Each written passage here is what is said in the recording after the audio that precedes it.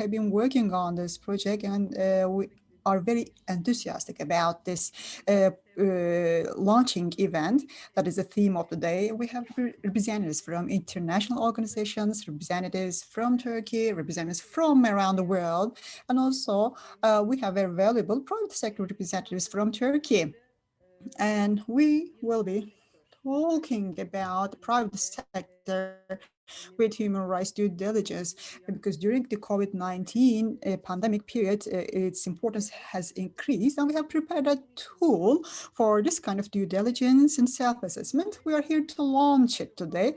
We are going to see the technical presentation, so I will not take too much of your time in the opening part, but please let me give you some hints about the operation of Zoom application. During this event, we provide interpretation service, simultaneous interpretation service. If you would like to listen to the Turkish translation of English speakers, please use the Turkish language under interpretation module, and vice versa for English. During all the presentations, you can type in your questions by using the Q&A module at the bottom of the page. We have moderators to convey those questions to the speakers and panelists. And there has been a very recent update of the Zoom application. If you are using an older version of Zoom, it means that you are encountering that problem because of that old version, and please update it to the newer version. Today, for the opening speeches, I will give the floor to Mr. Claudio Tomasi, UNDP Turkey resident representative, and Mr. Numan Özcan, Director of ILO Office for Turkey. First, I'd like to give the floor to Claudio for the opening speech. And so, Susan Claudio. Thank you very much, Pelin. Please make a sign if you can hear me properly. Okay, good.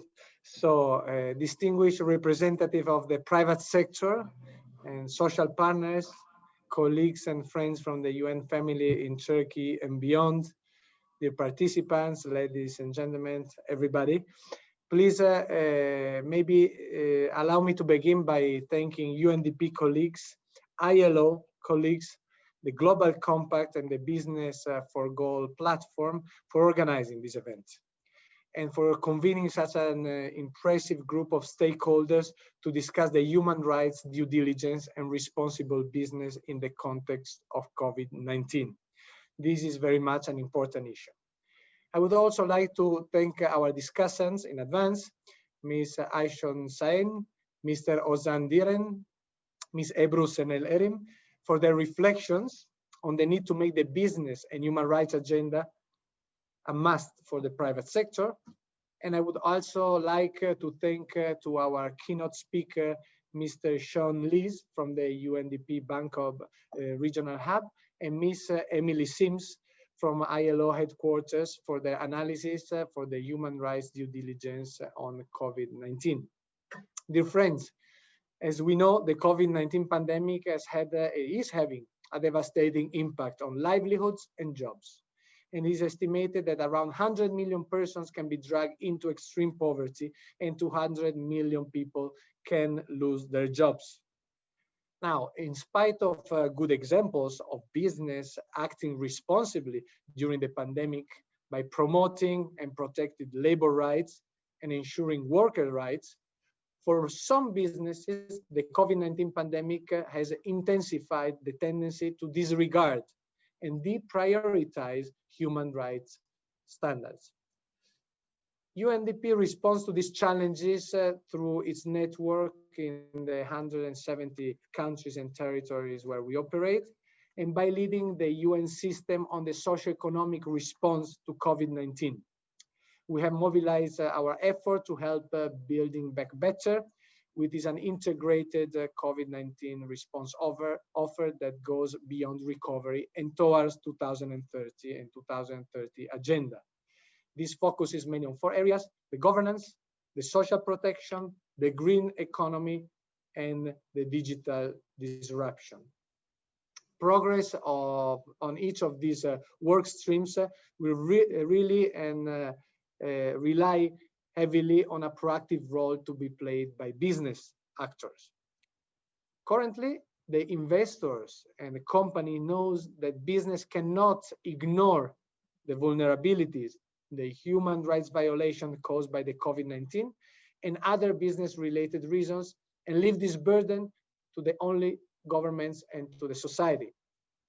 Therefore, businesses are expected to move beyond corporate social responsibility to ensure human rights are respected in the labor force, avoid negative impacts on the rights of their consumers and in the communities where they operate.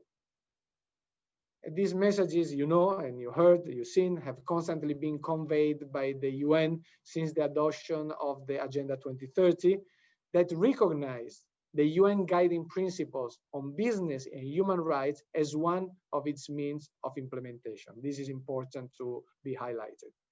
Since the adoption of the guiding principle in 2011, important developments observed as adoption of national action plans, introduction of human rights due diligence processes, and awareness on access to remedy. In Turkey, we are in an effort to provide guidance to government, private sector, and civil society organizations to apply a right-based resilience lens to recovery policies. Through our partnership and with the support of Connecting Business Initiative and Business for Gold platform, we are calling the action for protecting jobs, businesses, and livelihoods to set in motion a safe recovery of societies and economies as soon as possible for a more sustainable, inclusive, gender equal, and carbon neutral environment. We're also supporting the planning in Turkey, the coordination and the crisis management capacity. In cooperation, for example, with the regional development agencies, we conduct impact analysis and develop guidelines and strategies for critical sectors in Turkey and provide direct technical support to SMEs. The impacts of the COVID-19 on unemployment is also being analyzed, and trainings will be conducted for unemployed men and women who are not in education, neither on employment or training, to improve their skills for their employability in decent jobs. The specific needs of the Syrian-owned enterprises to improve the digital livelihood opportunities are also addressed as important needs. Finally, together with the other two sister agencies, UNIDO and UN Women, we prioritize our action on impact investments to address SMEs' lack of access to finance. Accordingly, we are aiming to create a robust, inclusive impact investing ecosystem in Turkey, paving the way for other impact funds to follow, mobilizing investment to support SMEs as a target country of SDG Impact Initiative and COVID-19 Private Sector Global Facility. Distinguished guests, ladies and gentlemen, around the world, we have been working on advancing the business and human rights agenda for many years now. And this is built around the participation and partnership of governments, businesses, civil society organizations, national human rights institutions, trade unions, and other stakeholders. UNDP's work has been strongly aligned with the UN Working Group on Business and Human Rights, the Office of High Commissioner on Human Rights, ILO, and OECD. We're also aiming to scale up the global efforts and in this regard supporting the EU agenda for action on business and human rights, which highlights the desire of a group of EU member states to champion the business and human rights agenda within and outside the EU, along with the recent announcement by the EU Commissioner on Justice, committing the European Commission to introducing rules on mandatory corporate environmental and human rights due diligence. This is indeed a good example. In addition, the onset of the COVID-19 and the consequent disruption in the global economy and supply chains has severely affected businesses, especially the small and medium enterprises, and led to significant cost cutting. In response to these circumstances, we have designed a simple and accessible tool, the Human Rights Due Diligence and COVID-19 Rapid Self-Assessment for Business, C19 Rapid Self-Assessment in short. The C19 Rapid Self-Assessment is also inspired and guided by the global UNDP COVID-19 Integrated Response Software.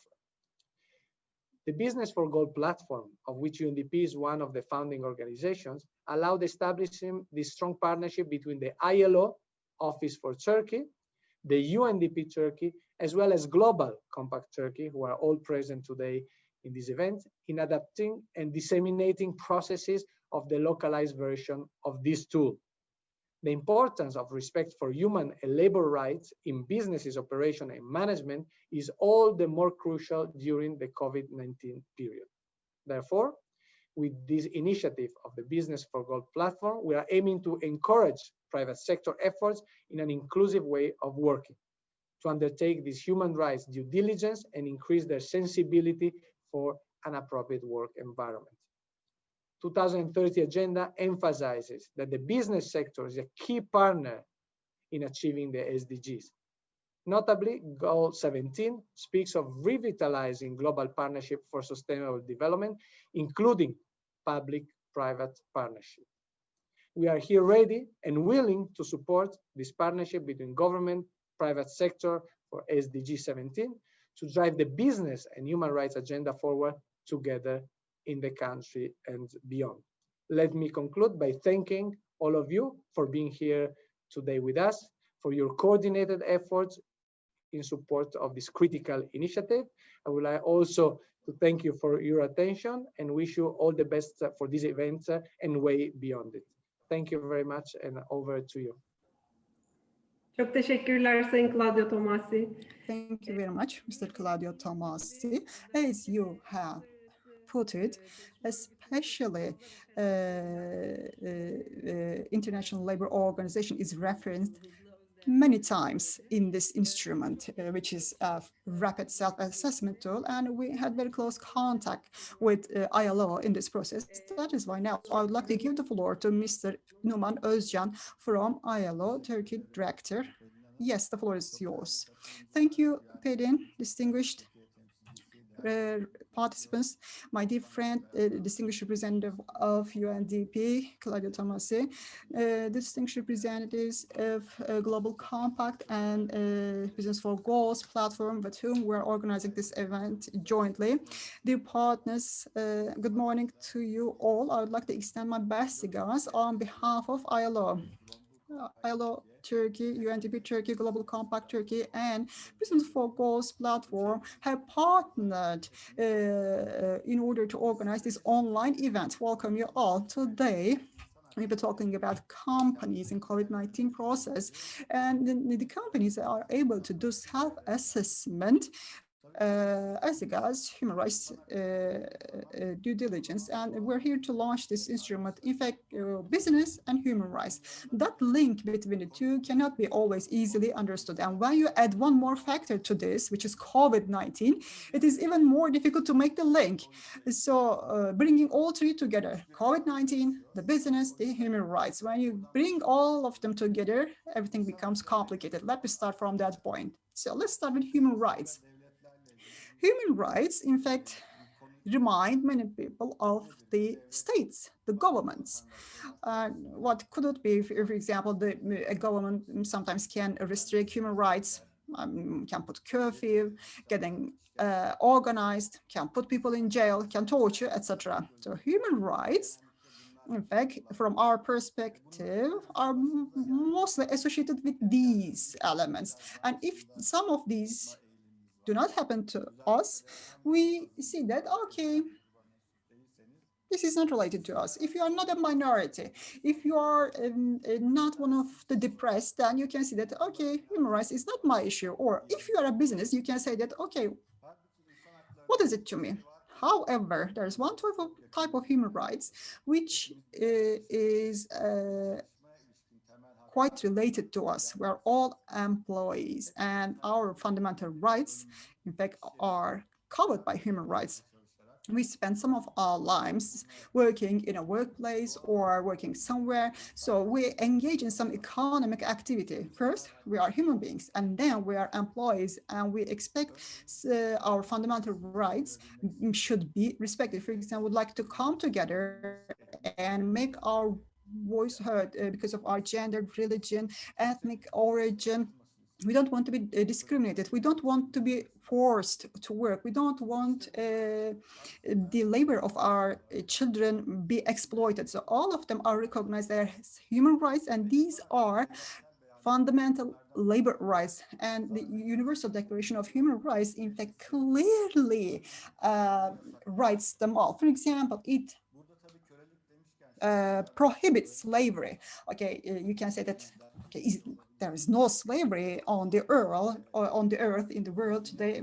I should say, unfortunately, yes, today in the world, more than 40 million people, in fact, are experiencing one or other type of forced labor, which is a type of slavery in agriculture, in construction, or sex labor. So some people, some migrant workers are forced to work because the employer gets their passport from them. These are all human rights issues. Let's go back to the Universal Declaration of Human Rights. Or for example, everyone is entitled to work. In fact, they're entitled to work at their disposal upon their will.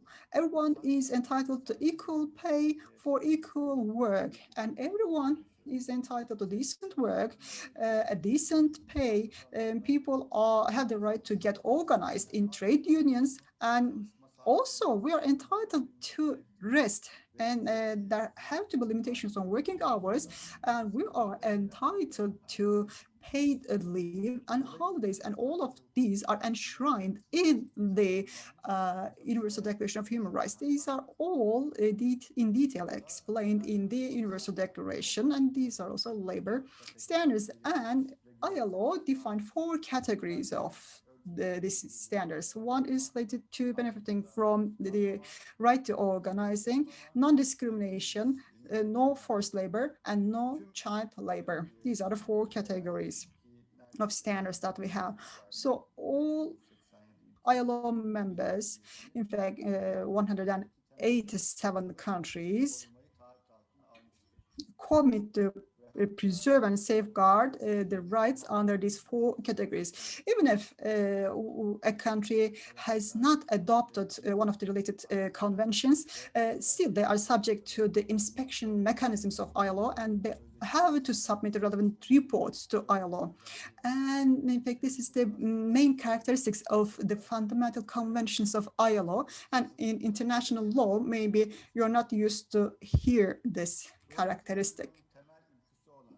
So the main ambition of ILO is to encourage social justice, and it is closely linked to implementation of human rights. So without social justice, you cannot fully attain human rights, and without human rights, naturally, you cannot achieve social justice. So the businesses and enterprises, they are in the heart and in the core of the working life, and they are not disconnected from human rights. Now, I have made clear the links. Let's start talking about COVID-19. At global level, it is a pandemic.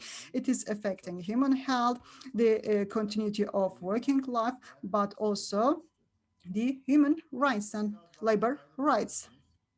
Let's have a closer look.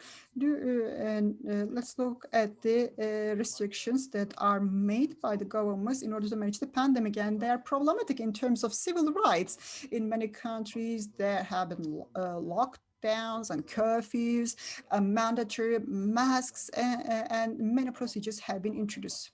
You know them. But this is totally a different topic that can be covered in a different webinar.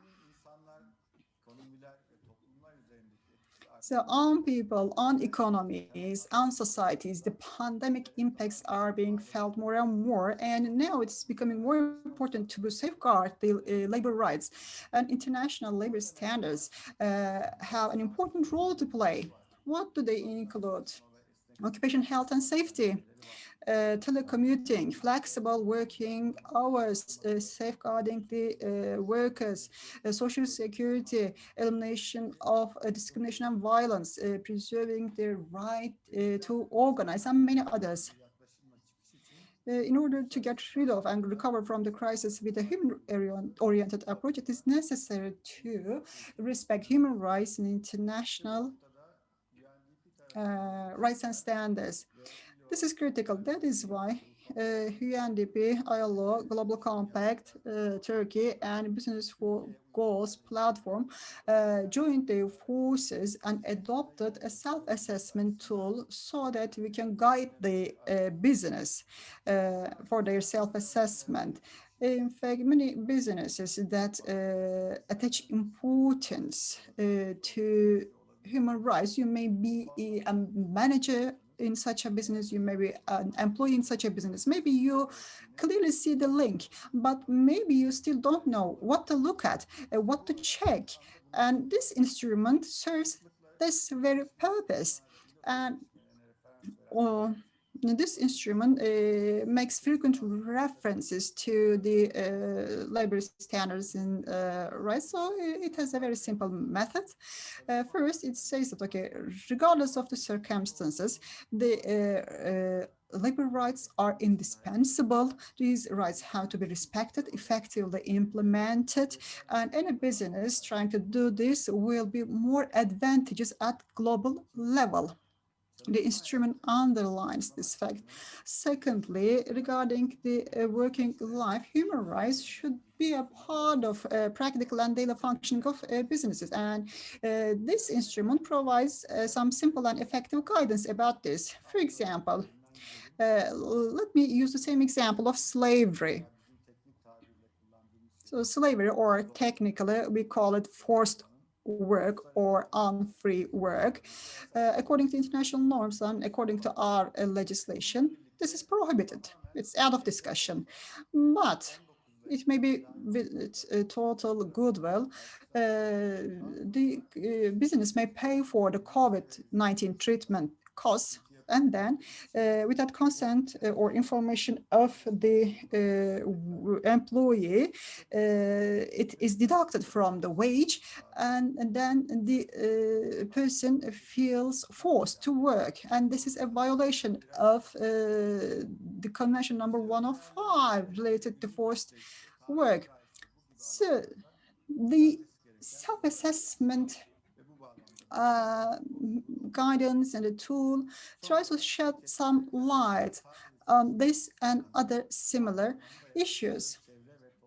We should also think about the environmental and social impacts created by the businesses. The instrument can help the business to assess themselves in these regards as well. Traditional partners of ILO, in fact, include the governments, trade unions, and employee organizations. However, there is increased concern about the globalized impacts of the pandemic, and also with the Sustainable Development Agenda.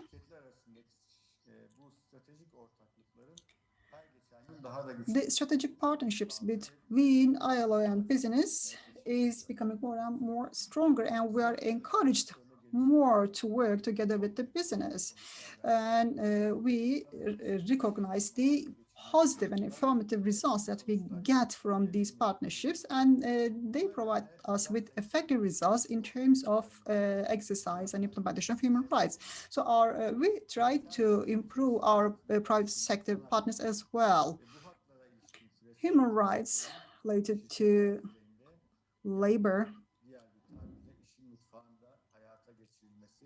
in fact, are to be implemented at business level. This is our goal. For example, gender equality.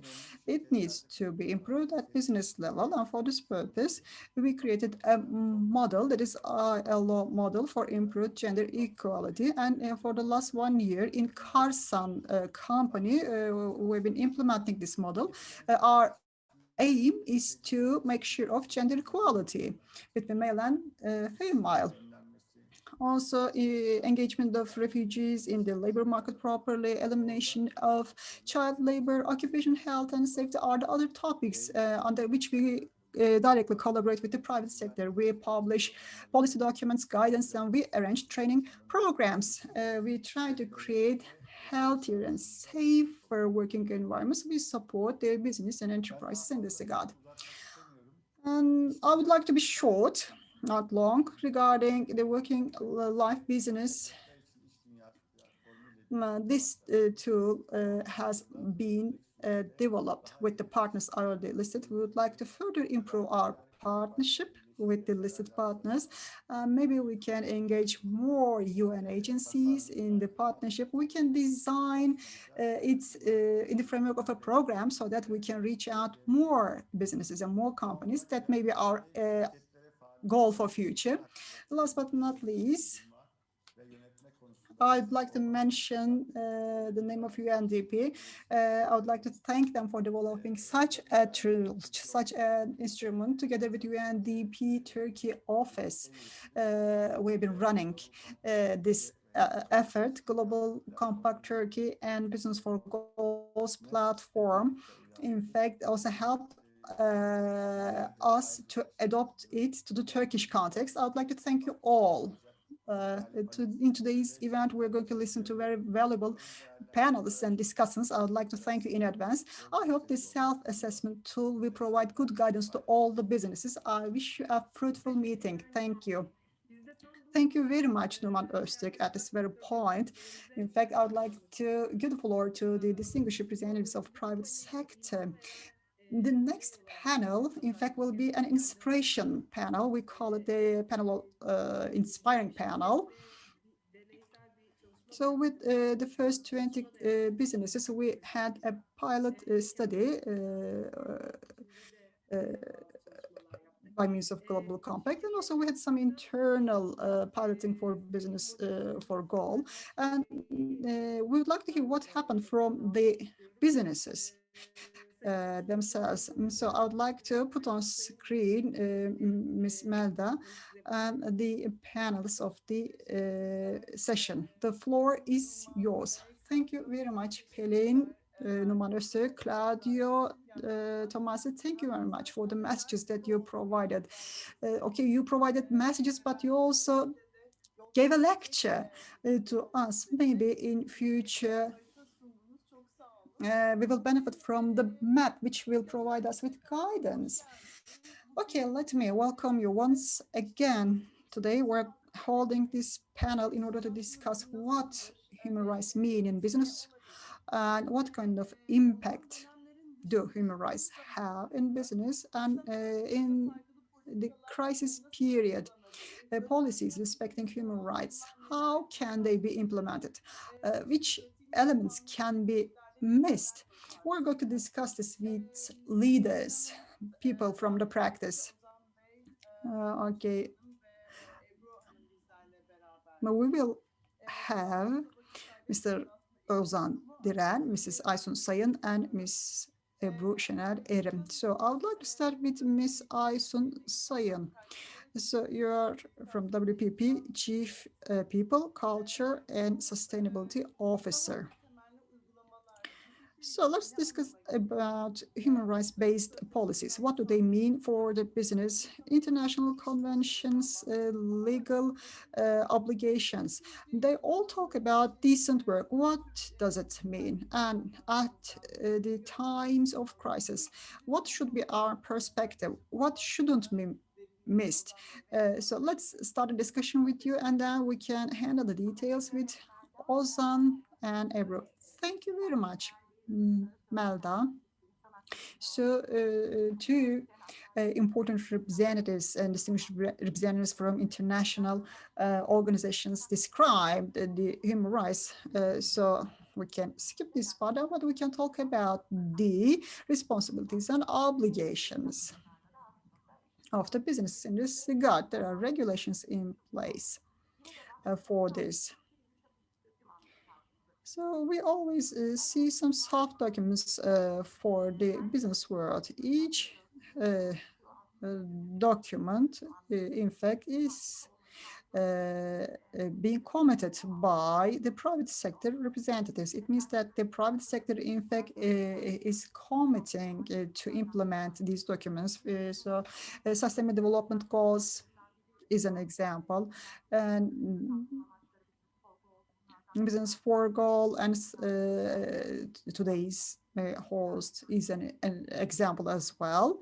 There are many initiatives supporting this process. If you are a part of this initiative, it means that I acknowledge my responsibility in this regard. And human rights is not only a government responsibility, but in my operations, in my field of control, I will implement the requirements of all these documents. So all these documents, in fact, stipulate in detail what are they committed by the undersigners. This is a public commitment, a public statement that you make. It means that we should be talking about an inclusive economy. It has to be like that. For the last decade, in fact, in all the platforms that we are discussing human rights issues, the reference documents, in fact, are the UN global principles document and other documents. They all introduce us an inclusive economy and inclusive management policy. It's a must. Is it soft law, and how much responsible is the business? These questions should be set aside, and the impact created is bigger at global level when you compare to the impact created by the government. So when everybody shakes hands in the world, it is possible to design a new world which is more livable. Together with the pandemic, in fact, we are experiencing something different, something unprecedented, something bigger than ever. And without any estimations, we are experiencing it. And we have implemented some working methods without testing it. And in fact, we learned when doing, and the business started to learn about working environments at homes. Is the working environment at home effective for everyone? Is it effective at the same level for everyone? What is the condition of parents? What is the situation in terms of gender roles in the households? For the disabled people, have we established the resources and spaces for them? And with the pandemic, you see two things. One is significant and severe inequality. And you can see it in education, you can see it in business, and this is related to fast digitalization, automation. And if the business world could integrate this, then it means that for some employees, their qualifications were not enough anymore, and some group is at huge risk now. And here we see another responsibility for the business world. Excuse me, please go on. Sorry, I heard a noise. Okay, another responsibility of the business is improve the qualifications and help the employees stay in the labor market. So equip them and make them eligible for the investments. Also, we should talk about mental health. We have never done this so much before. Together with the crisis, we're not only worried about our employment future. Okay, we may have concerns about ourselves, the people that we care. There is a huge health concern. And also, there were many people who had never experienced telecommuting and remote working or online working. That was a tough process to get used to. Our resilience is being tested. That has been a transition. And now the business needs to discuss. Okay, regardless of the working environment, I still need to care about the integrated well-being of the employee. So this is about a complete integral well-being. There are new questions to be asked in this regard. Again, this is a part of inclusive economy. Together with the crisis, as the first speaker has mentioned, some bigger disadvantages are being triggered for the more disadvantaged people, because we forget the people, the disadvantaged groups at the crisis times. Everyone would like to rescue itself at a crisis. So it means that the business needs to be inclusive. So for the sake of the ecosystem, you need to start taking measures. So you need to step into a sustainable business model, and you should make this true in all your corporations. Resilient jobs must be created, and buying power should be preserved. You can also call it the wages should be preserved, and also their employees mental health should be protected with the relevant measures. We also know about the disadvantaged people who are left out of employment. We have to create new opportunities for them, and we have to take measures to engage them in the labor market. And also during this process, there have been some businesses which lost some earnings, and there have been some businesses which multiplied their earnings by using digitalization, etc. So the system doesn't let us grow by focusing on profitability, because we are limited by the resources available in the world. And for the benefit, to the benefit of the ecosystem, to the benefit of human beings, there should be some return. International organizations, civil society organizations, in fact, um, now they are partners of solutions together with the businesses. So any organization, any entity has this legal responsibility, and we are responsible to the future, because we would like to carry our business to future. We would like to preserve our competitiveness, and we'd like to make this world more livable. Everyone has to fulfill the responsibilities. I think my time is up, Melda. If there is any further question, I'll be glad to answer. In fact, now let me give a reminder to the participants. Dear participants, if you have any question, please type in your questions in the chat box below. Even if it is not possible now, or even if you're out of time, later on we will try to cover your questions. Next question is for Mr. Ozan Diren. Let's talk about the translation of the form, the questionnaire, into Turkish and its localization. Of course, the second is more important, and your platform has facilitated this process. You brought us together. We met almost every week for a long series of weeks, and let's talk about the perspective of business world, business for goals platform in this regard. Let's talk about your approach, and let's talk about the importance of partnerships at the crisis times. Hello, everyone. Thank you, Melda, for this opportunity. Very shortly, I would like to talk about business for goals.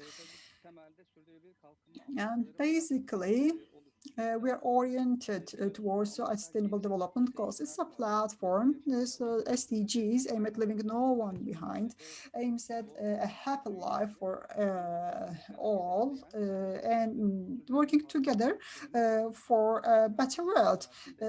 So the platform is trying to make the business world support the SDGs. So to combat TÜSİAD, so it means SMEs and big corporations in Turkey are being represented. SDGs cannot be left to the governments alone unless actions are taken.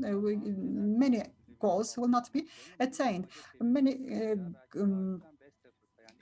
governments, in fact, first committed themselves to the SDGs, but now they changed the word from commitment to best effort. That is why business impact matters. So TUSIAD and many other major businesses or have already been working on this, but their number is limited. They can just create some awareness. In our platform, which is Business for Goals platform, we want to disseminate this and extend this to SMEs and Anatolia. And we just don't want to tell about this to the business, but we would like to make the businesses make decisions about this, adopt the policies and implement this, internalize them. Okay, the more they internalize these, then even if it is a minor decision, decisions serving the SDGs will be made.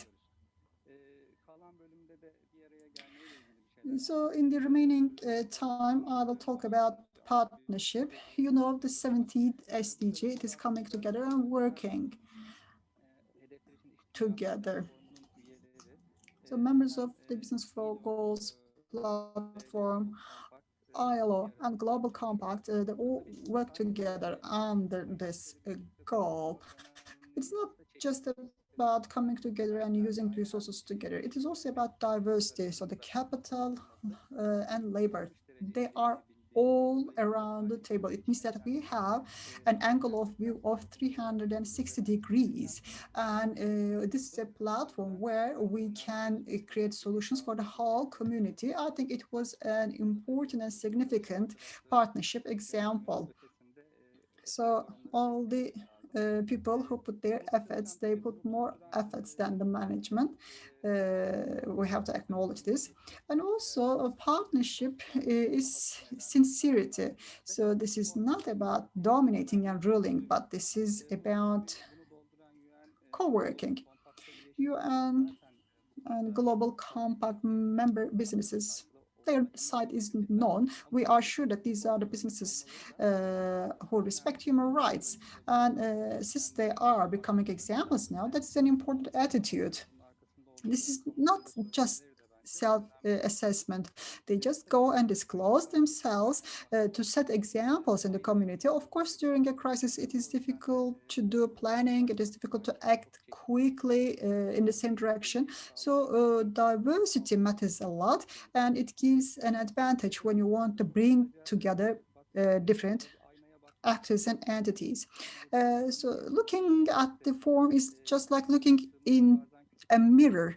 And when you look in the mirror, you can see some small acne. You can just put some base foundation on it, or you can just have a medical treatment for that. It is just like violation of human rights. Even if it is a minor violation, it is still a violation. So we should be the treating managers. It is our responsibility. That's all for me for now. I can answer the questions later on gladly. Thank you, Ozan. That analogy of mirror, it's very well put, very relevant. It's nice. Maybe we should also turn the mirror to ourselves sometimes. So Ebru Chanel Erim, I'm going to give the floor to you in a second. So when it is about human rights, the commitment of senior management becomes important. I would like to discuss this with you. In 2018 and 19, we started having CEO roundtable meetings. And you and I soon exerted great efforts for these discussions. So let's talk about the commitment of senior management for human rights. What difference does it make? And let's talk about our questionnaire. How can this be implemented with the senior management? Just provide us with some hints, and please share your experience and comments and views with us. Thank you in advance. Thank you, Melda. So thank you for bringing us, the private sector, together to discuss such an important topic. So first, let me talk about the Atmos of CEO Roundtable. Really, 2018 was a milestone because it was the 70th anniversary of the Universal Declaration of Human Rights. Mr. Mustafa Seçkin, the then CEO, was the president of Global Compact then, and some business representatives. in fact, were brought together in a round table under the theme of human rights, and the outputs were critical. And in the Global Compact and UN meetings, the outputs were shared as recommendations. And what were discussed then? Let me describe them for you. Then there was no COVID. So whatever was discussed could have been implemented more. Uh, so the world was different then. So there were CEOs there, and they were together to discuss the topic all together. And we know that the environment is already competitive. And regardless of competition, they were determined and acted with the same determinism to come together and discuss this topic. And they agreed on three main principles after a long discussion. One was inclusion. And I soon, in fact, described it beautifully. So in a business world without inclusiveness, what kind of world should be expected? What kind of inclusion can we see? So they created some tasks for themselves. They discussed this deeply, and I appreciate this. Of course, the young people, women, there are important elements when you start discussing inclusion, and we saw it better with the COVID-19. And inclusiveness is not all about women and young, but this is a wider spectrum. LGBTI, the disabled, they're all parts of the inclusiveness discussions, and the business world should have a broader perspective. The second topic of discussion was related to working permit for temporary protection. So under the then applicable circumstances in Turkey, it was difficult to discuss that topic. The CEOs were worried about this. But in a way, since they represent the business world, they needed to assess this topic as well. They felt the necessity to make new moves. And then, of course, promising results followed. And also they said, regardless of competition, these topics are out of competition. We should walk hand in hand in order to make changes. And business world can have a more sustainable growth. And maybe everyone can be more competitive in this new world order. And let's have partnerships in this regard. That was the other category of results. These were the three main topics discussed. So that was an opportunity for me today to underline them once more.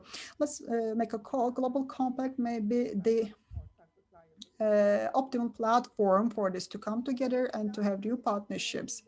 And you talked about leadership. Yes, if the leaders do not believe, then the companies and the businesses may not be very strong. Leadership sometimes requires pioneering, pioneering without any fear, pioneering with bravery. Sometimes the business is seen to be timid. And this is my personal observation, but in the new world, we are talking about activist CEOs. And in order to be activists, the CEOs will have to act more boldly on some issues. In 2015, we had Paul Holman, the then CEO and the global leader. The UN guidance for human rights was adopted by his company, and they did a global reporting that they were a pioneer in this regard. And within our ecosystem, especially within the supply chain, we noticed and announced to the world that we had many gaps, and we were bold enough to say this because as in the past, the business would no more say that, okay, we are perfect and we do everything perfectly. It's not meaningful to me. At the time, as an employee, I was really encouraged and I believe that we could do beautiful things in different countries. And of course, the report was followed by many other initiatives. It's not enough for the businesses to change internally within their supply chains, or within the whole working ecosystem. All the human rights violations created should be objected. But how much objection can they raise? How bold can they be? So this is a task for everyone, I believe. Thank you very much. Two keywords for this panel. One was sincerity, and the second one is boldness. I see.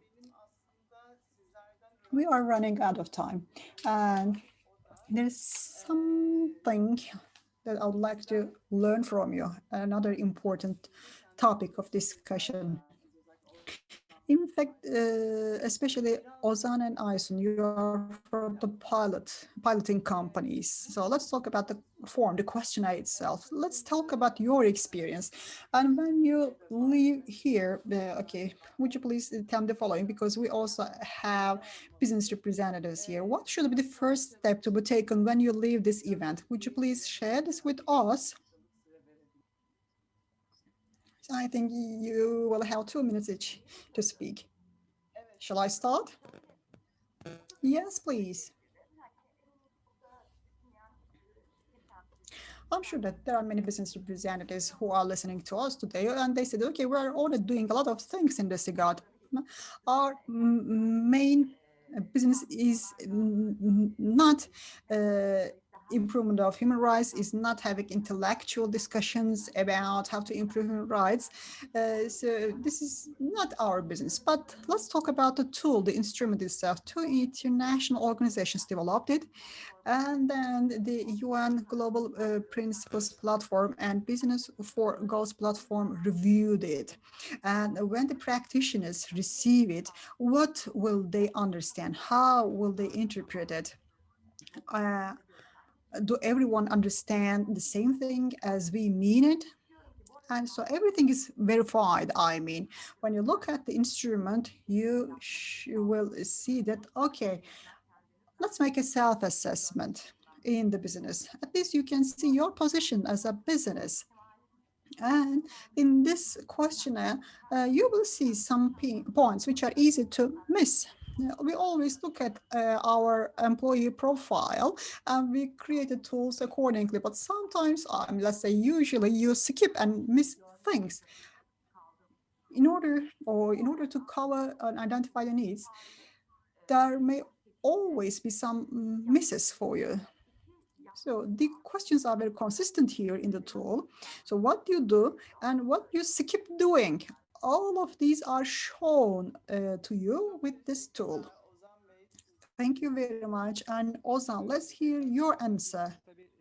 Hello again.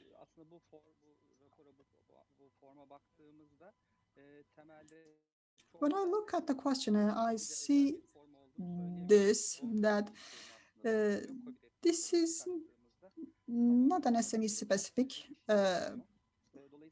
tool. It describes an optimal working place. So this form can be used not only today, but also regularly. You can make it a regular piece of your routine. And let's talk about the happiness of employees, because human rights may have a direct impact on happiness. This is not something that we have to do just because we are good people, but a proper way of work have about 40% of impact on performance depending on the business line. Now it coincides with the COVID-19 period. First, the questionnaire, the tool describes an ideal scenario, but we are chasing that scenario. So, until the day we die, we always chase perfection.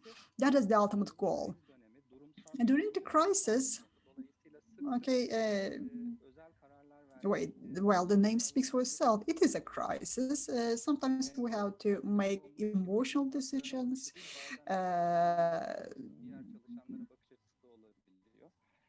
Sometimes it's about how the business see the employees, and sometimes it is about how the employee sees the other employees. Think about one employee who's at home, mm, working from home, but at the home there's a baby, and that's why it's sent to home. But what about other employees? Of course, people are free to choose, but some people would like to come to the office. Some people would like to stay at home. So how can we support employees against emotional stress? Some support may be very meaningful, I believe. During the crisis, people get tired, and sometimes we rationalize our moves and actions. Sometimes we make a mistake, and then we start convincing and persuading ourselves that, oh, okay, we're doing it right. So let's hold tight. Let's look at this tool and let's put ourselves together. Um, During this period, uh, my employees just got mad at me once because I left home to eat out. You see, that wasn't reaction to some compromise I made. That is why I say that this is not a one-time instrument. This is not like getting a certificate and posting it on your office wall. So it's a continuous tool to be used to see how converging or how diverging, uh, how are you converging to, how are you diverging from your goals. Let's set the alarm clock for 1 month and then reread it. Thank you, Ozandren and Aysun, for your frank answers. And Ebru, let's get your final comment. Very concisely, I would like to talk about my business. Come and join UN Global because it is the biggest and most institutional corporate sustainability platform in the world. And since we are discussing human rights, okay, about human rights and about other topics, you can follow the good practices, you can share them, and you can get inspired, and you can access the best expertise and best resources. Thank you very much. Thanks a lot. Very shortly, before I close this panel, I would like to share some notes with you before we organized this panel. We made announcements to other networks of Global Compact as well. And today we have participants who are watching us from other international networks of Global Compact. And from the Korean local network, we get a proposal. They also put the self-assessment on their agenda, and they would like to make a comparison. Let's say, let's compare the results and what can we learn from each other. And so that is exciting to me. I hope we can also include other networks. We can also include other networks in this initiative, in this tool. I wish everyone includes this tool on their agenda as a fill-in, as will complete the tool. The analysis will be easier both here and at international fora. We are all here with all our expertise, with all the stakeholders. We are ready to work in future as well. Once again, I would like to thank the panelists, and for the announcement of the next panel, I would like to give the floor to Mrs. Pelin Kitter, and I am muting myself. Thank you very much, Melda, and dear discussants. Thank you. In fact, that really has been an inspiring panel, just like what we expected. So that analogy Ozan made, the analogy of mirror, I'm really impressed. We frequently look in the mirror. It means that we frequently may have a look at the self-assessment tool. It may really make a difference, I believe. Now, but in this panel, and throughout the meeting, we made references to the self-assessment tool. Now we can discuss a bit the technical background of this instrument. We're going to have a specific panel for this. Moderators are from both ILO and UNDP, Tuğba Burcu Şener and Zeliha Aydın. And the panelists are international speakers, UNDP, Bangkok Regional Hub, and ILO headquarters, Mr. Sean Lees and Mrs. Emily Sims. I would like to give the floor to them now. You can continue typing in all your technical questions, and we also shared the link of the tool in the chat box. You can make use of the opportunity to have a look and ask your questions. Thank you for your attention.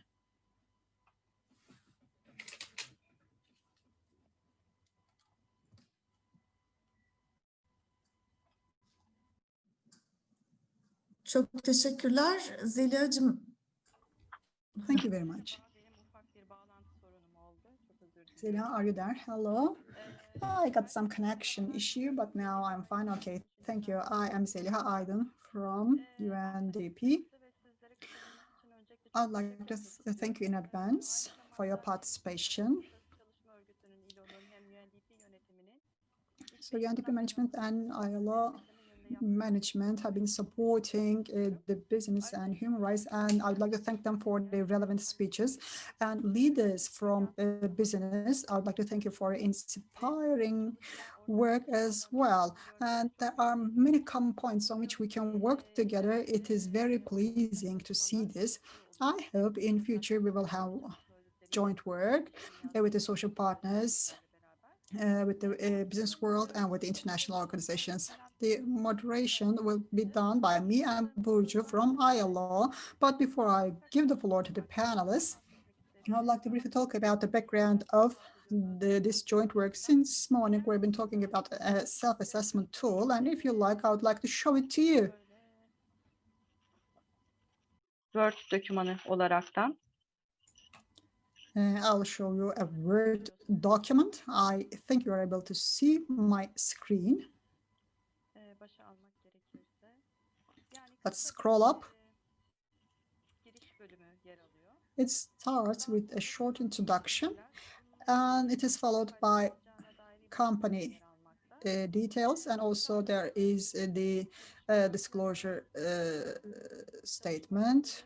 You see, Chapter 3 is about labor rights, 4 is about environmental and social impacts, privacy of data, and corporate policy, and points to be taken into consideration by the management. These are different chapters, and our panelist Sean can provide you with more detailed information in this regard. We also have a website on which you can access the same tool. And now let me show you the website.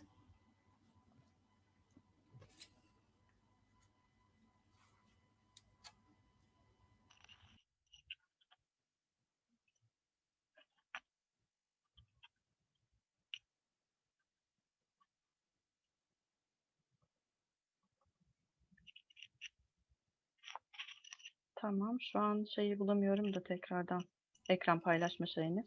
Sorry, I'm looking for the share screen option here. Neyse, o zaman Simay baştan sonra. Anyway, I couldn't see my, maybe later on you can share your screen so that we can show the website, Tamam. because they cannot see mine. Okay, now it's on. Ters değerlendirme formunu gösterebilmemiz mümkün olabilir mi acaba?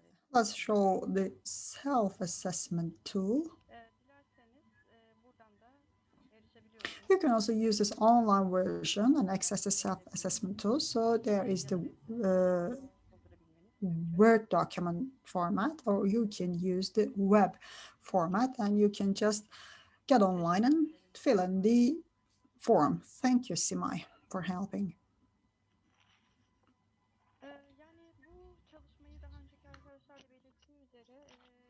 As you heard before from my colleagues, UNDP, ILO, Global Compact, and Business for Goals platform came together and adapted it to Turkey, and we shared it with about 25 companies, and we got their feedback that we would like to disseminate and extend it. I hope the representatives of business who are with us today will check the tool and they will fill in the form. Now, I'd like to give the floor to Sean, UNDP Regional Hub. Before he takes the floor, I'd like to say that this is not a survey, but this is a rapid and a sustainable tool to create awareness about human rights and labor rights in enterprises. And our aim is to indicate the human rights due diligence. The first panelist is Sean Lees. And in fact, he has been in the team who developed the self-assessment tool. UNDP Bangkok Regional Hub, in fact, is running a big business and human rights program for about 4 years. And in Asian region, we know that there have been important developments in this regard. Adoption of national action plans is an important milestone. For example, Thailand is an important example.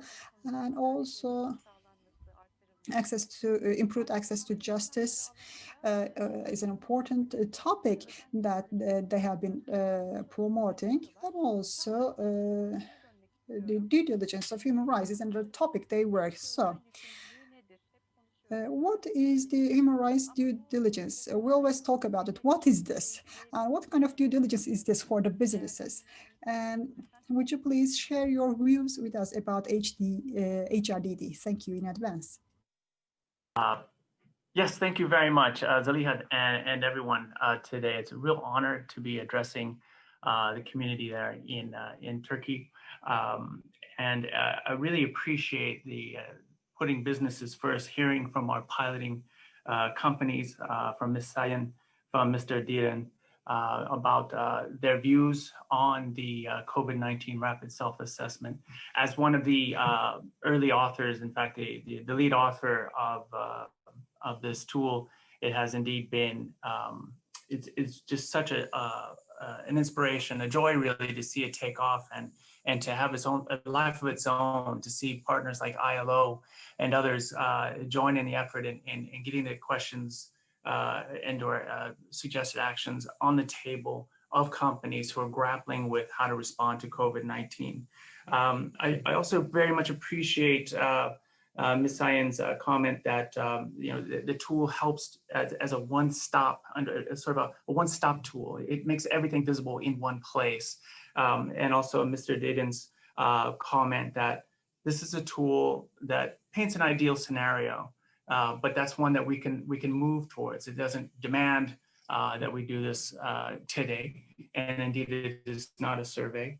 And it's a tool that also can be used regularly or in a manner that's ongoing, depending upon new risks that emerge and or second waves of COVID, as we're now experiencing in some countries here in Asia, unfortunately.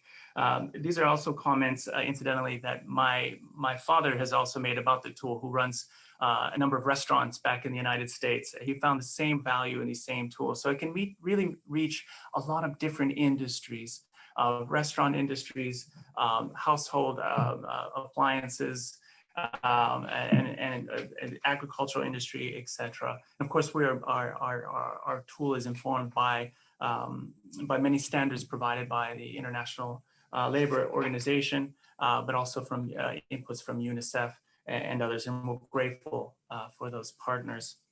Let me start my presentation by sharing the screen. Forgive me one moment here. Let's see, now I want to move to, there we go, display settings, swap presenter view. Okay, Zaliha, can you just nod your head if you see the speaker, I'm sorry, the presenter view? Yeah, okay, good, we have the right view up. That's great. Look, I'm going to be talking about this rapid self-assessment tool. towards the end of the presentation. The important thing I'd like to get across today is that the self-assessment tools is a part of a wider undertaking called human rights due diligence. So I'm going to spend a little bit of time talking about what human rights due diligence is, and before covering what the COVID-19 rapid self-assessment does. My remarks will be very short because I have 15 minutes, and I understand it's a holiday of some kind, an afternoon holiday we're up against. So I'm going to try to keep it. I'm going to try to keep it as short and pithy as possible. I'm also going to try to speak as loudly as possible. I've just got a message that I'm speaking too quietly. So please give me a symbol like this if you need me to speak up again, yeah? Okay, very good. Let us start with definitions first, okay? And normally I don't like to read from slides, but when it comes to definitions, it's usually a good idea to just read from the text. So I'm going to do that. Human rights due diligence is an ongoing risk management process that a reasonable or prudent company follows in order to identify, prevent, mitigate, and account for how it addresses its adverse human rights impacts in its own operations or in the operations of its supply chain. Those four things, identify, prevent, mitigate, and account, will come up later in the conversation I'd like to have with you. Now, the prevention of adverse impacts on people is the main purpose of human rights due diligence. So it's different than other risk management processes that companies, the enterprises are used to, where it's about the risk to the company, risk to profitability, all very legitimate risks. But this is a risk to human rights of the people that work for you, of your customers, and the communities that your operations are situated in. Of course, human rights due diligence also should be an ongoing process. It's not a one-off and it's not a checklist. And it also is informed by stakeholder engagement. And by stakeholder, I'm talking about the widest possible number of stakeholders, but importantly, those people which may be impacted by your operations inadvertently or otherwise. Why is human rights due diligence so important now, and why is it emerging at such a rapid rate in conversations around business, around trade, around investor expectations, around ESG, etc.? Some of the reasons have already been covered, but in the main, importantly, human rights due diligence is simply key to ensuring that business manage their risks at all times, but especially during this period of emergency. We've seen that the economic distress, particularly around COVID-19, has led to some shortcuts being taken by businesses, and that's leading to some irreparable harm to their key stakeholders, not to mention to the environment as well. So human rights due diligence is very important because of the long-term impact that not doing human rights due diligence might incur. Now, why did we decide to develop this tool, and how does it fit with the wider human rights due diligence process as outlined by the UN Guiding Principles on Business and Human Rights? As you might aware, as you probably remember, in March, the WHO announced that COVID-19 was a global pandemic, and of course, here in Asia, we experienced some of the ramifications of that first. The public demands in various countries in Asia for business to do more to alleviate the impact really hit a fever pitch, perhaps weeks before, maybe it was just a matter of weeks, but certainly just a period before the rest of the world might have experienced it. So it was in that context that we realized we needed to provide some guidance to business as to what they could do. And this is also in the context of calls from business for support from the public, from the government, to keep their operations afloat. So we had to find some kind of tool that met the needs of the public, but also gave guidance to businesses what to do. And so we decided to develop this tool that's built around international standards of responsible business. And of course, the ILO conventions are central there. So it's important to know that it was also important at that time to have something that was easy to access. We didn't want businesses to have to go through the many 50-page, 100-page, 200-page documents that I'm used to going through with regards to the subject of responsible business. We wanted a one-stop resource. And that tool has really taken off, as we've heard. It's being used in Turkey. It's been adapted to the Turkish context. It's also been either publicly endorsed or it's being used currently by Daimler Group, by Citibank Japan, and by Intel Corporation. Other business associations and other management consultancy firms have also endorsed the product, have endorsed the tool, and have sent it to their auditors or to their consultants, wherever they might be, and their sustainability teams, etc. So we're seeing a lot of uptake of this. Now, in truth, this COVID-19 rapid self-assessment and human rights due diligence in general was already on the plate, was already on the radar of many companies before COVID-19. We have seen an intensifying regulatory environment with regards to human rights impacts.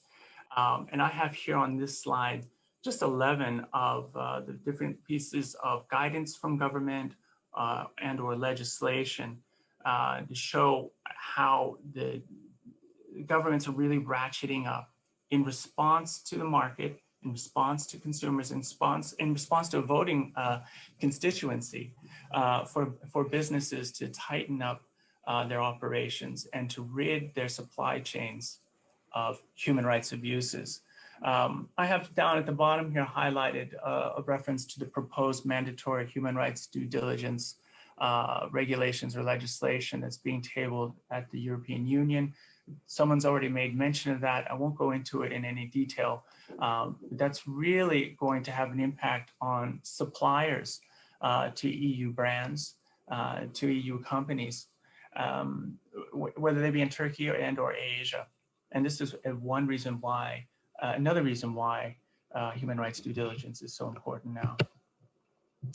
So one of the things that the guiding principles on business and human rights provides is that guidance on what businesses must do. It is in the UN guiding principles on business and human rights that we find this four-step approach to human rights due diligence. This guiding principles, I'll call them the UNGPs from now on for shorthand. It's made up of 31 principles divided into 3 pillars. I don't have enough time to go through each one, but the pillar 1 is about the state's responsibility.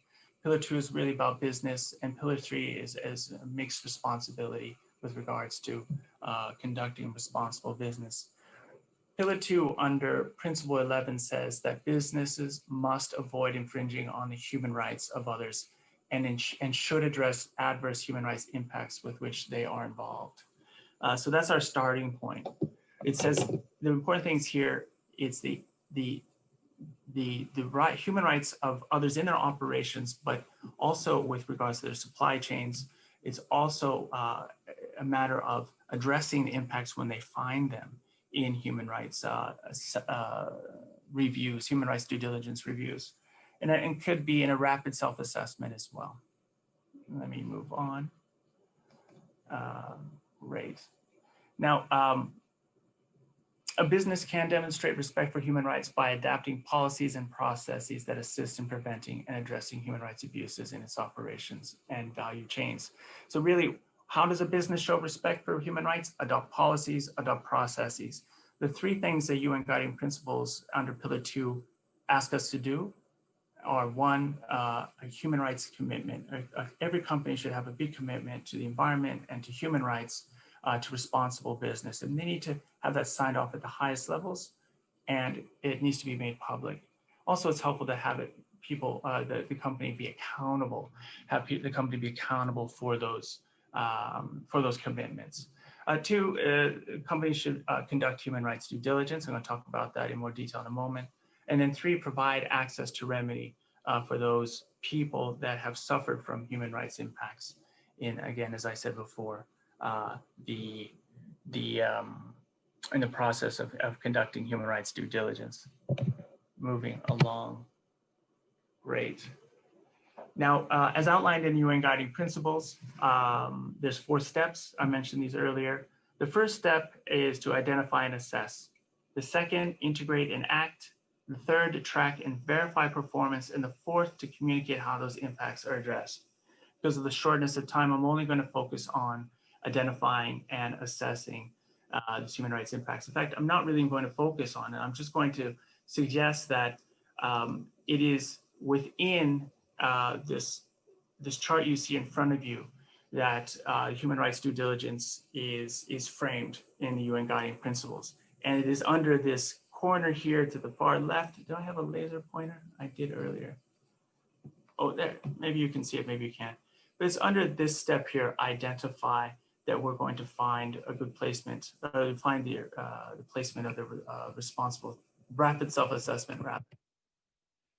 Okay, now a few words about the first step of in conducting human rights, of identifying and assessing human rights risks. First, identification and assessment enables a business to understand the extent of its impact and to help it prioritize those risks to act upon. So we're looking to answer, what are the specific impacts I'm having, and on in which operations are actually responsible for those. In order to answer that question, we typically have to map out our supply chain. And to do that, we need to have consultations with stakeholders, both inside the company and without. Now, this is where the rapid self-assessment tool comes in. Normally, it takes a long time to do the identification and assessment process because you want to talk to a lot of people. You want to talk to a number of functional groups, functional offices within your company. What do we do if we don't have that time? What do we do if we have an emergency? This is why the rapid self-assessment for business tool is so helpful. And you'll note from the original version, which of course has been adapted to many different countries now in many different settings, we originally had these first 6 categories. We have occupational health and safety, we have labor rights risks, environmental and community impacts, safeguarding privacy, preventing stigma and discrimination, and then we have a section on corporate policy and management considerations. So there's around, in the original version, there's around 50 actions that a business can take that maybe have changed in the Turkish version, but they should be typically in around, they should focus on these 6 areas or have a reference point to these 6 areas. I'm not going to take you into detail in every single risk. That would take an enormous amount of time and put many people to sleep. However, just to show you some cutaways of the version that I have at our disposal today, and it continues to evolve. Currently, it's being deployed in India, Bangladesh, Vietnam. Companies are reviewing it. We have our own piloting companies in these settings. They're giving us feedback on how it's helpful, how it could be improved. Importantly, this rapid self-assessment, though, is not a substitute for conducting human rights due diligence. I need to emphasize that again, it is just a helpful tool in an emergency setting to understand what actions you could or should be taking as you face the prepare and or face the recovery, respond in recovery periods. And again, because human rights due diligence is something that needs to be conducted on an ongoing basis. Here's just some, a few highlights of some of the risks and or actions that governments can take, or rather business can take. Under occupational health and safety, provide women with proper safety equipment tailored to their needs. For example, the protective gear in women's sizes, and ensure access to hygiene products in gender-sensitive facilities. That's one type of action a business might undertake under the occupational health and safety category. Under labor rights, perhaps this is obvious, but the RSA can also be helpful as it provides references to ILO standards and even WHO standards. So here we have ensured that work premises and any work employee housing facilities provided by the company allow for workers to practice social distancing in accordance with the WHO guidelines. Again, you'll see that footnote, and I'm sure the Turkish version has its own, to ILO standards, to WHO standards, and where to find them. And on environmental impacts, waste disposal has become a much bigger issue among the public. So setting the standard at your business and your supply chains might be required. And that's why we have this identified here, to ensure all environmental protocols are followed in the discharge of toxic and hazardous materials, including face masks, PPE, gloves, etc. And to communicate to workers that proper disposal remains a priority even during the period of crisis. Again, just a few, just a quick overview. To really just embed the rapid self-assessment tool in a wider effort to conduct human rights due diligence, which of course is outlined in the UN Guiding Principles on Business and Human Rights. Thank you very much for your time. Thank you very much, Sean, for the presentation. Yani önümüzdeki dönemde iş dünyasının insan hakları konusundaki öden yükümlülüğü. In future, we will hear more about human rights due diligence in businesses. So you said that EU is drafting a regulation specifically in this field. So considering this fact, I believe that we will hear more and we will have some repercussions. I think in the upcoming period, we will discuss more about this. We have very limited time remaining. Now I would like to give the floor to Tuğba Burcu. And we will get the questions after Emily's presentation. Thank you, Zeliha. It was an exciting presentation to listen to, Jean. So it was a valuable time frame. As Jean and other speakers mentioned, ILO standards and other conventions and other guidance principles are referenced in this rapid self-assessment tool. These references are not only embedded in the self-assessment tool, but in many global initiatives in the field of social responsibility. You can see these references. Dear Emily from the headquarters is with us today. And now I would like to ask this to Emily. So, Emily, would you please tell us about this? So the ILO fundamental conventions and standards. So what is the place of all these documents with regard to human rights, and how do we position ourselves as ILO in the middle of these human rights discussions? Thank you. Emily, like Sean and share my screen because I think it will be easier for you to just see the slideshow to be able to facilitate our conversation. First of all, thank you so much for inviting me to participate. It's been a pleasure so far listening to the excellent examples from companies, from Sean, and also the introductory speakers. It was terrific. I've learned a lot of new things, and I'm looking forward to our conversation so I can learn even more. But to answer Rajiv's first question, I thought it would be easier just to understand the relationship for all the sorts of different international instruments that you might come across. It might be that you're using them. It might be your buyer is using them and expecting you to follow the provisions there, or their codes are based on these instruments because they've become pretty universal reference points. So first of all, there's the ILO's instrument on responsible businesses called the Tripartite Declaration of Principles concerning multinational enterprises and social policy. It was adopted almost simultaneously with the OECD guidelines on multinational businesses. They were adopted pretty much together, and they are specifically designed as sister instruments to complement one another. So you can see the dates are very similar when they're updated. And in fact, I worked extensively on the OECD guideline update in 2011 when they wanted to make sure that virtually everything that they touch on is completely in alignment with the M&E declaration. What came later is the Fundamental Principles and Rights at Work, which Newman, the director of the office in Ankara, had described in a fair amount of detail and had done an excellent job.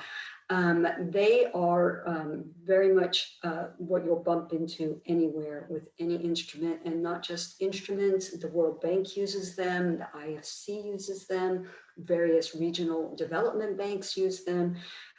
Banks themselves use them, so they don't show up just in business practices, but also investment practices doing their due diligence as well. And then they became part of the Global Compact. So as you know, the 4 labor principles are the fundamental principles and rights at work. Were integrated there. And the ILO works very, very closely with the Global Compact as well as with the OECD, but in particular the Global Compact. And then along came the UN Guiding Principles on Business and Human Rights, as well as the framework. The framework references the M&E Declaration, and the guiding principles very much focus on the fundamental principles and rights at work. And those were integrated back into more recent updates of the M&E declarations and the OECD guidelines. And the Global Compact has been very, very active in all of its different platforms and tools that it's developed more recently, and using the guiding principles as the basis of how they operate around their principles.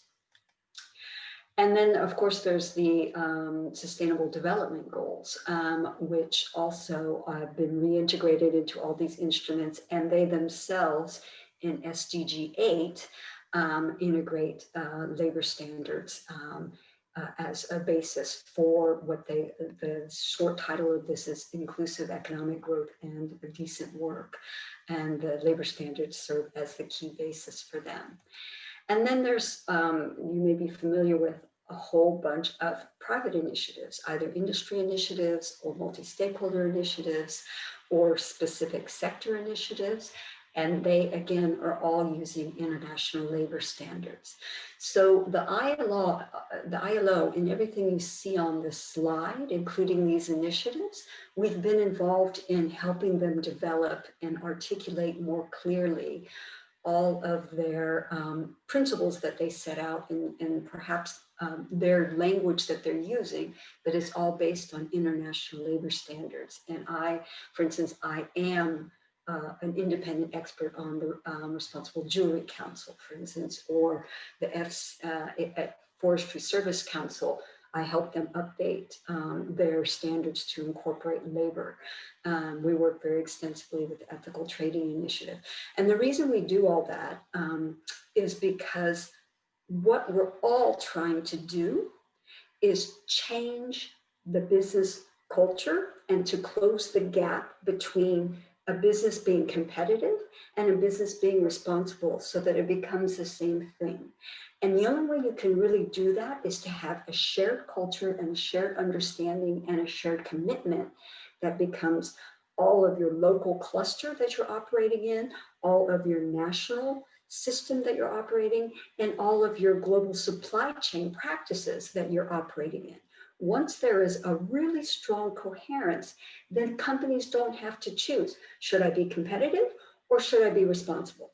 A company should never be faced with that choice. And if you have all these different actors, not only the ones on this page, but others we work with, the UNCTAD, so we work on investment promotion and export processing zone development and management.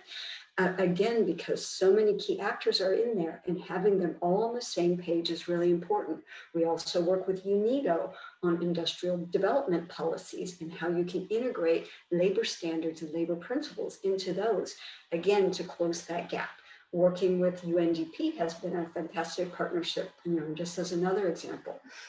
So not to belabor the point, but we're there to support all agencies, all governments, all initiatives, and all individual companies, which we'll talk about a little bit later when we talk about the help desk. But the whole idea is closing that gap so you can be a competitive company, you can be a responsible company, and it's such an absence of a gap that it becomes the same thing, not only for your company, but for every company that you're engaging with. Çok teşekkürler Emily. Gerçekten yani ben bu Thank you very slide much, Emily. I really loved this slide. I have to admit this. So all that complicated bunch of relations are shown in a simple picture here, and you have given significantly important messages. And that's not the end for ILO. As Numan has also said, there is an advancing network of relations with the businesses. And in order to support the businesses, there are many, many tools. Maybe now we can talk about this. And for example, help desk for business. And what other tools are available? What other services are available for the business and with the business?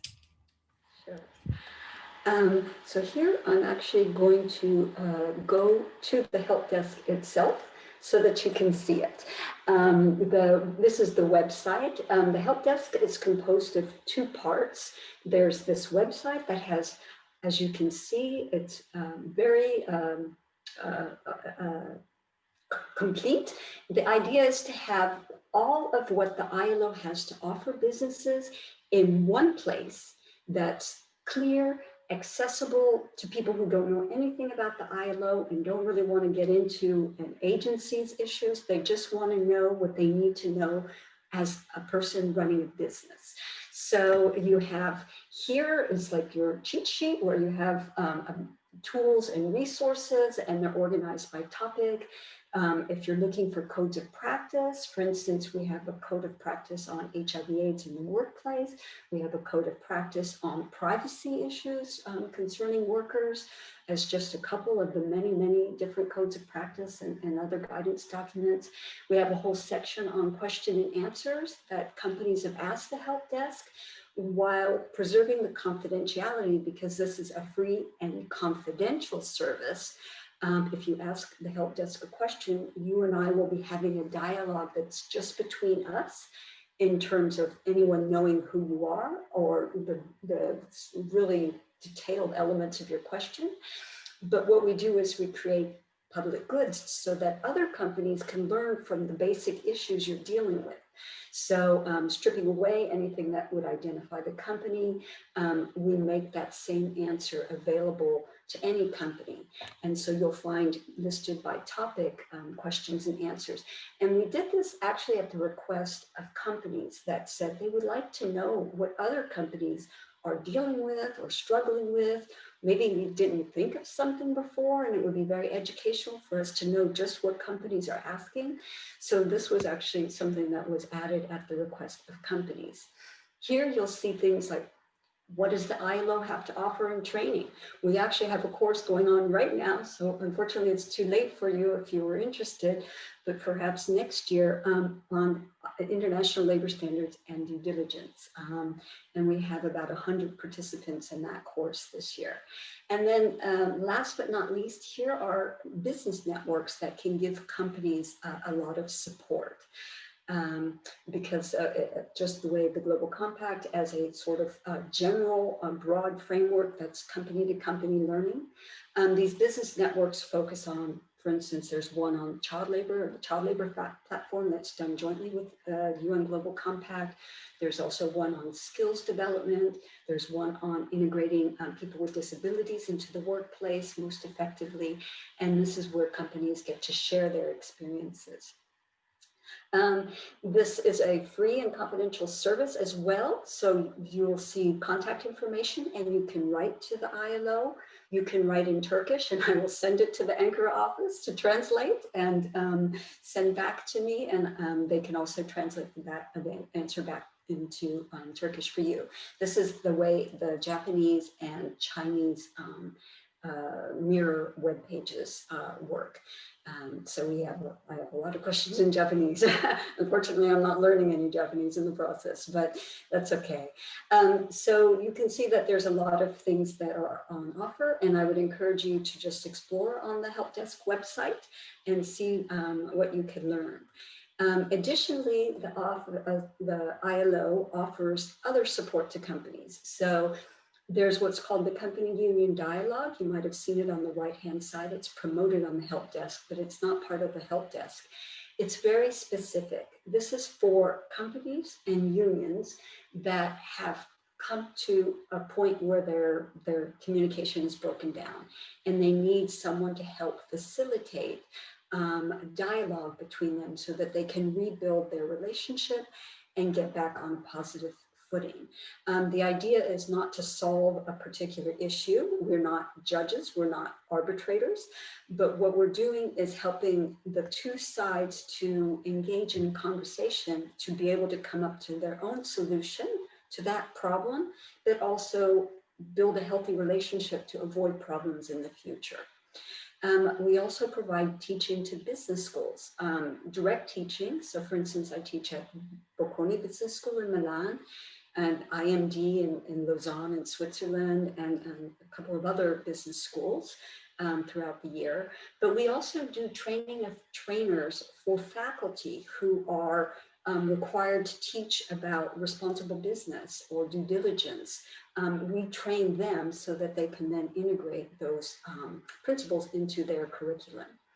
I already mentioned some of the other trainings that we do directly for companies and constituents, but we also create tools such as we have a toolkit on labor issues and sustainable supply chain management. That's from the buyer perspective. And we also have a training package for SMEs in particular on labor-related human rights. And that's from a supplier perspective, being faced with questions around due diligence.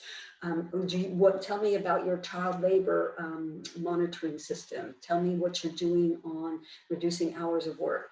This helps this SME to either be able to respond or perhaps try and jump into global supply chains where those questions will be asked as a way of preparing them for that transition to being part of a global economy.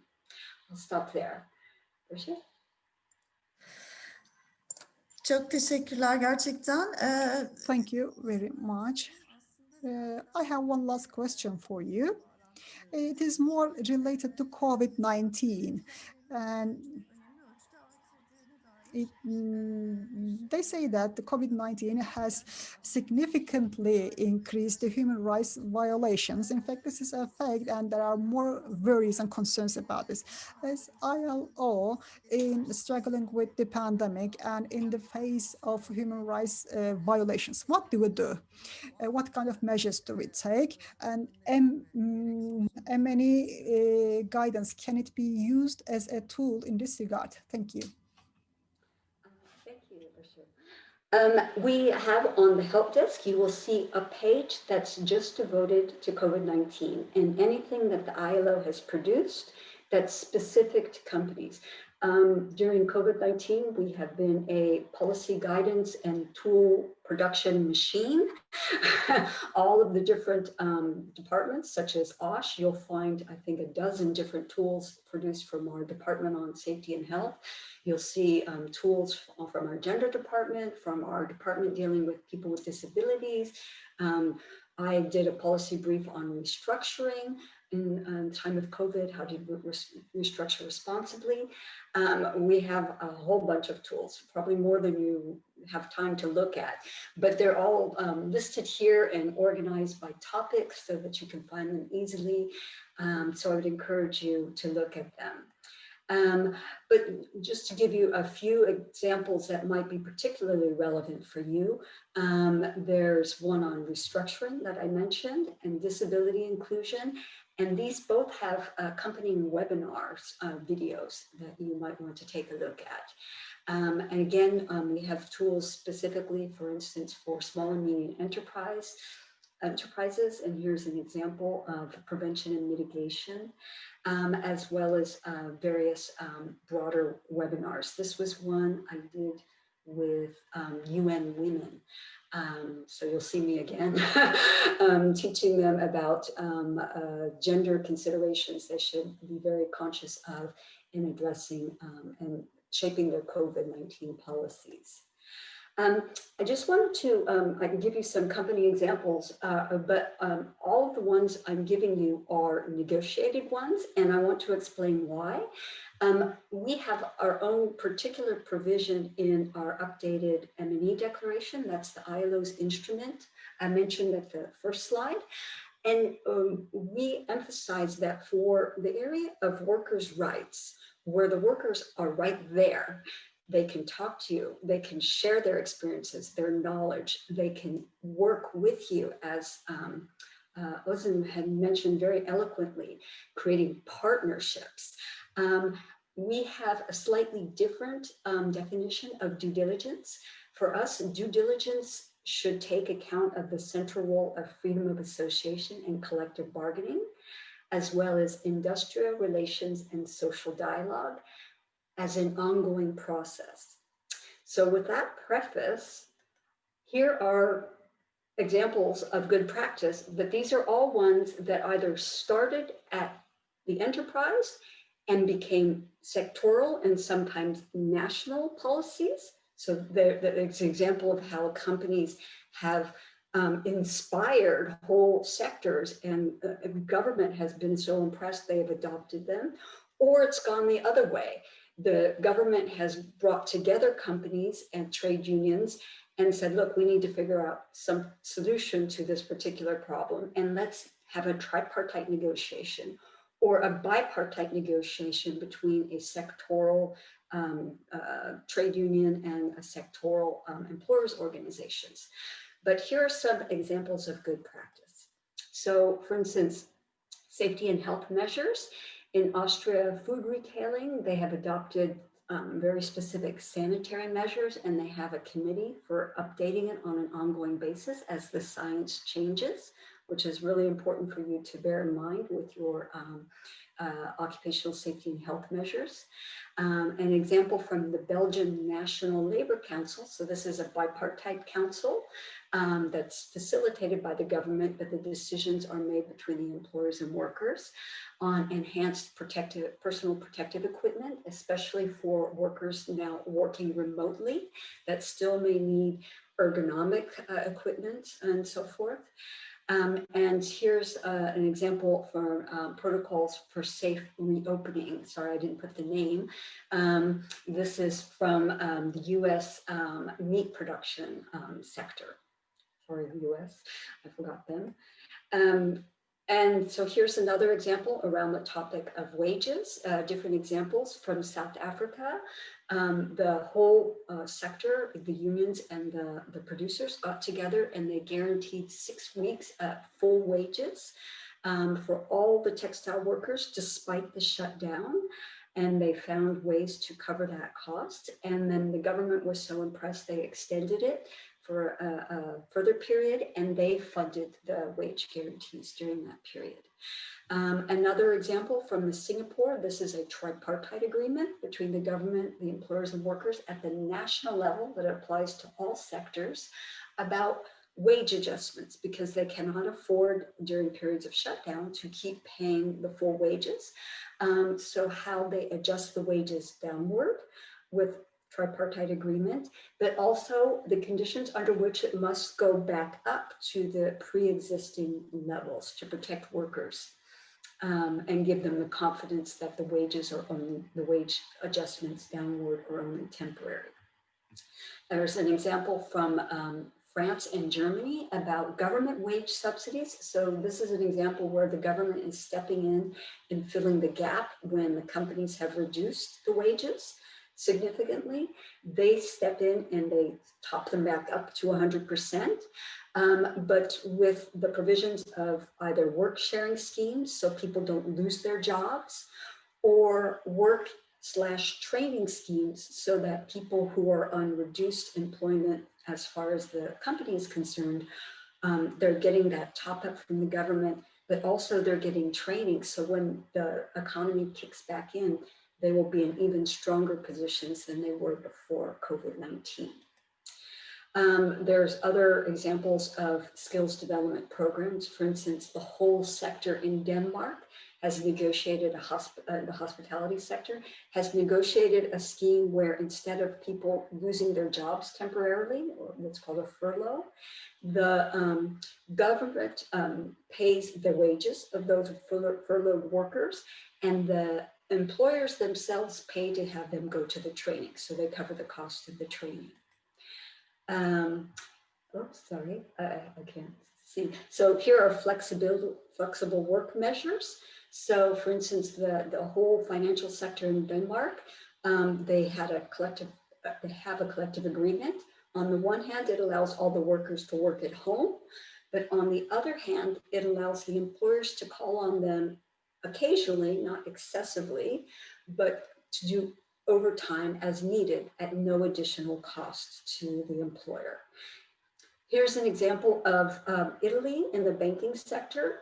What they negotiated was that work being done from home, instead of having an 8-hour period in which the worker must be there all the time and readily available, they've changed it to a 12-hour flexible period where they can do 8 hours within that 12-hour period, and they can adjust as needed for their personal constraints to be able to balance their family needs as well as the work needs.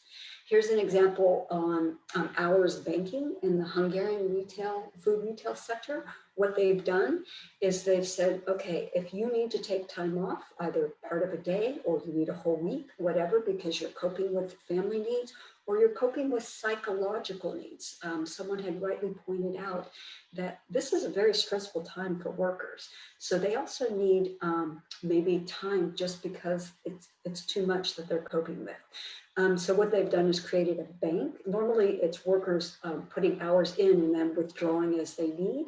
This is a sort of reverse hours banking where they draw what they need now and they will make up with it later on with overtime that they are doing once the COVID crisis is over. So there's hiç also kesmek example. istemiyorum ama böyle son 2 dakika. Emily, I'm sorry, I don't want to interrupt you at all, but let's say these are the last 2 minutes. Would you please Yes, wrap up I'm in 2 almost minutes? done, and I'll just stop with this page. Temporary staff movement to other employers in the same sector, which is normally not something employers are enthusiastic about. But this is an example from Flanders in Belgium in the childcare sector, where they've agreed if the workers want, they're not forced to, but if they want to temporarily move because they've been furloughed in their own employment, but they want to work temporarily in a childcare sector center where they need more workers, then they can work there for say a month or 2 months, but they still have their job to go back to later on once their own employer is operating again. And this is an example of not childcare centers, but childcare. What happens when workers have children who are not able to go to school, but they cannot work remotely, such as in the metal and electronic sector. In Germany, what they've negotiated is that they cover the cost of childcare when school is not in and they're not at school, but they don't have readily available childcare to cover those workers who need to be physically at work. And then responsible restructuring. This is actually an example. ICS is one of those initiatives that was on the first, it's a French consortium of very big multinational enterprises like Renault, EDF, Danone, that you've probably heard of. And this is a whole initiative they have just supporting all the suppliers to these big multinationals on a range of things that have come up with COVID. And I did a training for them, for their suppliers, on responsible restructuring, how to avoid restructuring, and if they have to restructure, how to do it in cooperation with the trade union or workers' representatives. And adapting to change in situations. This is an example of a bipartite committee to respond to change in the transport sector. It's a standing committee that meets every few days just to monitor the situation, touch base with each other, and decide what new things need to happen in terms of safety and health, in terms of maybe furloughed workers or changing shifts of workers, etc. It's an ongoing dialogue platform on the collective response to COVID. And the last thing is an interesting initiative of the government of Tunisia that was taken at the request in particular of the employers. They have a wage replacement scheme. So shops that need to close or companies that need to shut down temporarily or reduce their hours, the government, at least for a period of time, was covering the lost wages and helping financial support to those companies. They suggested that it be made available to companies in the informal sector, so long as they, within a 30-day period, registered and formalized. And I'm sure this is an issue that is quite important in Turkey, in the Turkish context. There are a lot of companies that operate in the informal economy. And the reason that's really problematic for human rights is that's where some of the most significant violations of human rights occur, in the informal sector, because those companies are operating on very thin margins and because those workers are invisible as far as the state is concerned. So labor inspection can't reach them. And other companies don't necessarily know they exist, so they're not part of their due diligence processes either. So I'll stop there, and I'm happy to answer any questions you might have. Thank you. Çok teşekkürler Emily. Gerçekten. Thank you very much, Emily. We can really continue listening to these concrete examples for hours and hours. Each one is a lesson by itself. But anyway, we have to go and close. So unless Zeliha wants to add anything, I would like to give the floor to Pelin. So thank you very much once again to you all. Thank you very much. In fact, there are many questions from the participants. I'll just ask one question to Sean. It's about self-assessment tool. So does it provide anything about mobbing? So does it include any standards related to mobbing? Because during the COVID-19 period, the employees may also suffer from mobbing. I'm not sure I understood the question. Suffering from mobbing? Yes. Do you have any standards in your tool? Is there any reference to international standards on mobbing? Emily, do you have anything on this? I'm not sure I quite understand what mobbing is. We have a new international labor standard adopted just last year on violence and harassment at work. It includes a range of different types of violence and harassment, but one of the very important ones that you mentioned, Zilia, is where groups of workers either are physically aggressive or they shun and exclude a worker. That's called mobbing, when a collective of workers pick on a worker because of their HIV/AIDS status, or in this case, because they might have had COVID and they're afraid, or often foreigners. So in Turkish context, Syrian workers is another example. Yeah. Thanks, Emily.